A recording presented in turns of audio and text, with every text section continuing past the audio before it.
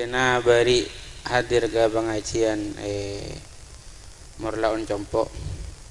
Saya ngisiin Syekh Saleh Al-Fakir dari Yaman.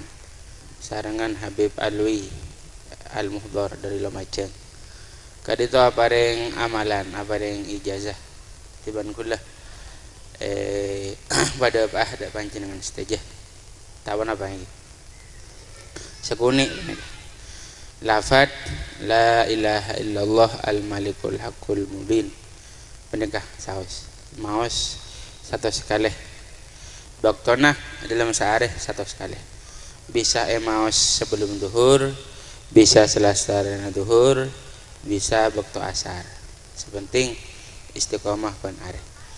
Di antara faidana khasiatah pertama sareng Allah ya bakal pang rizki.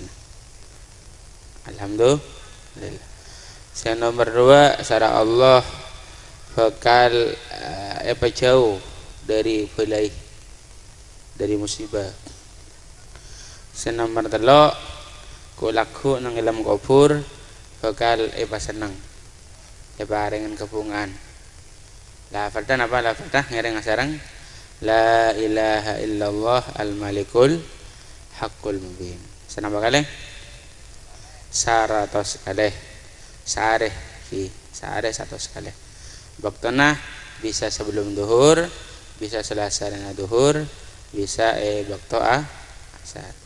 Nyaka kulam ada Pak ijazah dari beliau. Sampeyan narema tinggi. Semoga dari masan Allah Subhanahu wa taala.